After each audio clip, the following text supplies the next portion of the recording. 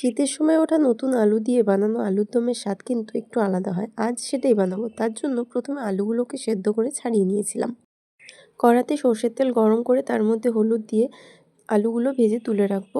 এরপর ওই তেলের মধ্যে আরও একটু তেল দিয়ে জিরে, শুকনো লঙ্কা ফোড়ন দিয়ে ওপর থেকে পেঁয়াজ, কাঁচা লঙ্কা দিয়ে ভালোভাবে ভেজে নেব। যখন পেঁয়াজটা খুব ভালোভাবে ব্রাউন করে ভাজা হয়ে যাবে, মাঝখানে একটু ফাঁকা করে আদা বাটা আর রসুন বাটা দিয়ে দেব। এরপর এটার কাঁচা গন্ধ যাওয়া পর্যন্ত একটু ভেজে নেব।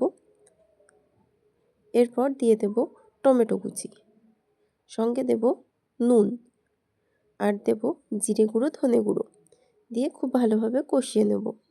কষানো হয়ে গেলে দিয়ে দেব আলু। এই ভেজে রাখা আলুগুলোর সঙ্গে মশলাটা খুব ভালোভাবে কষিয়ে নেওয়ার পরে দিয়ে দেব জল। এবার খুব ভালোভাবে ফুটিয়ে যেতে দেব। এই এই সময়ে মটরশুঁটি দেওয়া যেতে পারে। আমি ভুলে গিয়েছিলাম, তাই পরে দিয়েছিলাম।